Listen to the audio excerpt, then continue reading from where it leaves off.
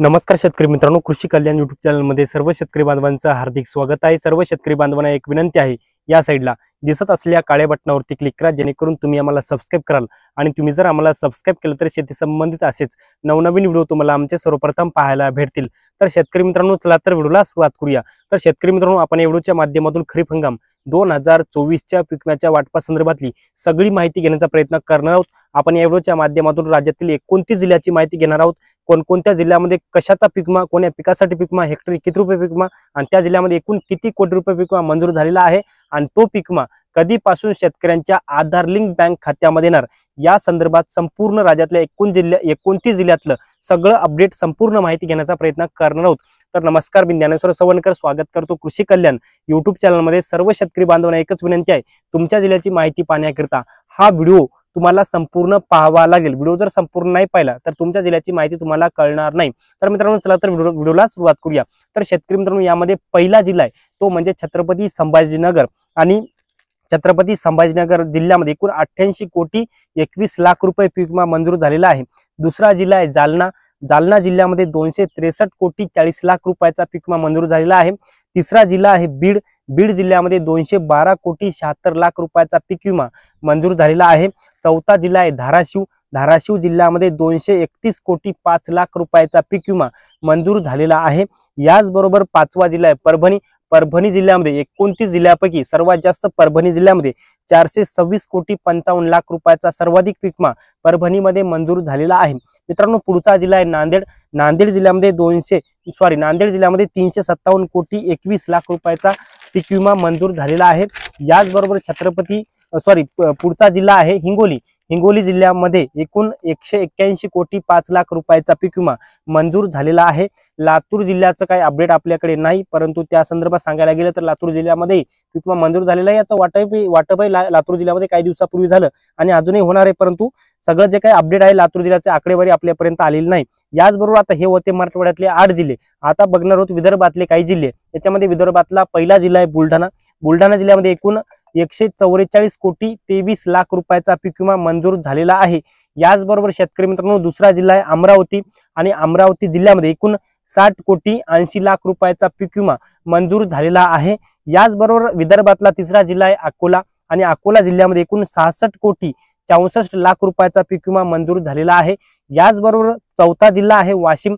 वाशिम जिल्ह्यातील एकूण शेतकऱ्यांना 10 कोटी 74 लाख रुपयाचा पीक विमा मंजूर झालेला आहे। याचबरोबर पाचवा जिल्हा आहे यवतमाळ। यवतमाळ जिल्ह्यामध्ये 29 कोटी 81 लाख रुपयाचा पीक विमा मंजूर झालेला आहे। याचबरोबर वर्धा जिल्ह्यामध्ये एकूण 115 कोटी 90 लाख रुपयाचा पीक विमा मंजूर झालेला आहे। याचबरोबर पुढचा जिल्हा आहे नागपूर। आणि नागपूर जिल्ह्यामध्ये एकूण 56 कोटी 5 लाख रुपयाचा पीक विमा मंजूर झालेला आहे। पुढचा जिल्हा आहे भंडारा। भंडारा जिल्ह्यामध्ये 4 लाख रुपयाचा पीक विमा मंजूर झालेला आहे। पुढचा जिल्हा आहे गडचिरोली। गडचिरोली जिल्ह्यामध्ये एकूण 5 कोटी 38 लाख रुपयाचा पीक विमा मंजूर झालेला आहे। आणि चंद्रपूर आणि गोंदिया या 2 जिल्ह्याची आकडेवारी आपल्यापर्यंत आलेली नाही। याचबरोबर आता पश्चिम महाराष्ट्रातले काही जिल्हे पाहूया। पश्चिम महाराष्ट्रातला पहिला जिल्हा आहे पुणे। आणि पुणे जिल्ह्यामध्ये एकूण 2 कोटी 89 लाख रुपयाचा पीक विमा मंजूर झालेला आहे। दुसरा जिल्हा आहे पश्चिम महाराष्ट्रातला सोलापूर। सोलापूर जिल्ह्यामध्ये फक्त 95 लाख रुपयाचा पीक विमा मंजूर झालेला आहे।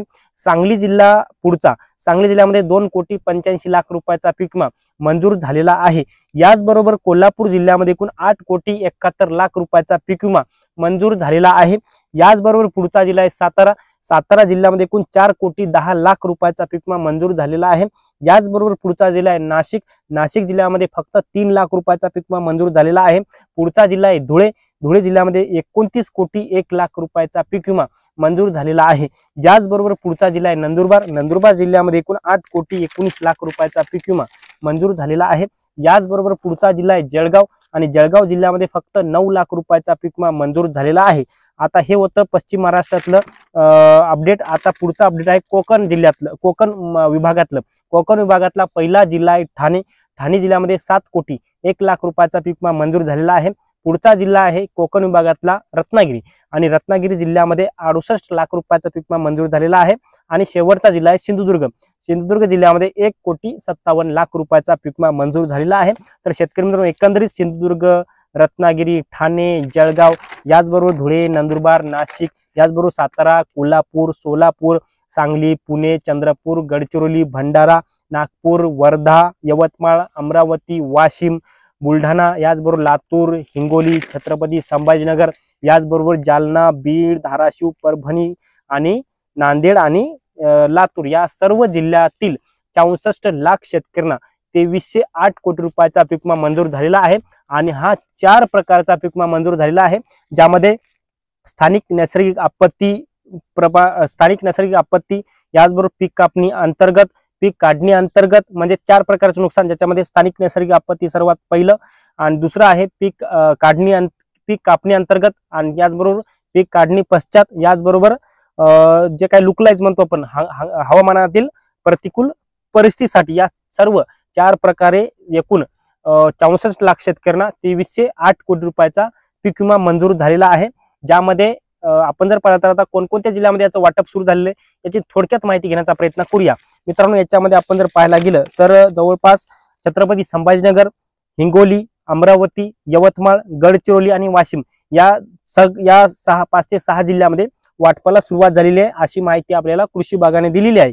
याचबरोबर आपण जर पाहायला गेलं तर एकूण 2308 कोटी पैकी स्थानिक नैसर्गिक आपत्तीपासून 1455 कोटी, त्यापैकी 96 कोटीचं वाटप झालेलं आहे.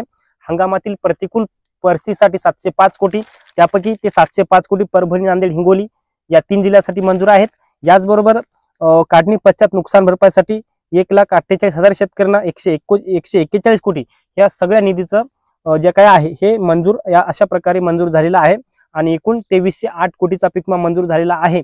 आणि आपण याच्या अगोदर 22 जिल्ह्याचं खरीप हंगाम 2024चं अपडेट घेतलं होतं, परंतु जे काही अपडेट आलेली कृषी विभागाच्या माध्यमातून जी काही आकडेवारी आलेली ती 29 जिल्ह्याची आकडेवारी आलेली आहे. आणि ही सगळी आकडेवारी मी तुम्हाला या व्हिडिओच्या माध्यमातून सांगण्याचा प्रयत्न केलेला आहे. मित्रांनो, आता हा कोणकोणत्या जिल्ह्यामध्ये कशा पद्धतीने पीक विमा वाटप होणार, मित्रांनो फक्त राज्यातल्या या 29 जिल्ह्यापैकी 3 जिल्ह्यामध्ये 25% अग्रिम वाटप होणार. परभणी, नांदेड, हिंगोली 3 जिल्ह्यामध्ये अग्रिम वाटप होणार. याच्या व्यतिरिक्त यवतमाळ जिल्ह्यामध्ये अग्रिमची अधिसूचना होती, परंतु विमा कंपनीने यवतमाळ जिल्ह्याची अग्रिमची अधिसूचना फेटाळण्यात आलेली आहे. त्यामुळे त्या जिल्ह्यामध्ये अग्रिमचा पीक विमा वाटप होणार नाही, परंतु क्लेमचा जो काही पीक विमा आहे तो त्या जिल्ह्यामध्ये वाटप होणार. परंतु त्याच्या व्यतिरिक्त परभणी, नांदेड आणि हिंगोली या 3 जिल्ह्यामध्ये अग्रिमचा पीक विमा वाटप होणार. या 3 जिल्ह्यामध्ये 18,84,000 शेतकऱ्यांना 705 कोटी रुपयाचा 25% अग्रिम. आणि राज्यातल्या उर्वरित जिल्ह्यामध्ये हंगामातील प्रतिकूल परिस्थिती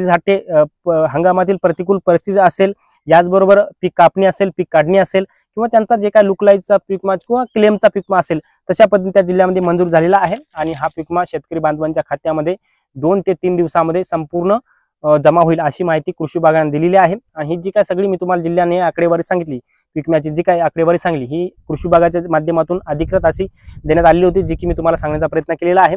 आता जास्तीत जास्त हेक्टरी 30,000 रुपयापर्यंत पीक विमा वाटप होणार आहे. किमान 5,000, 6,000, 10,000, कोणाला 4,000, कोणाला 5,000 अशा पद्धतीने पीक विमा वाटप होणार आहे. या संदर्भातलं एक नवीन अपडेट होतं, जे की मी तुम्हाला सांगण्याचा प्रयत्न केलेला आहे.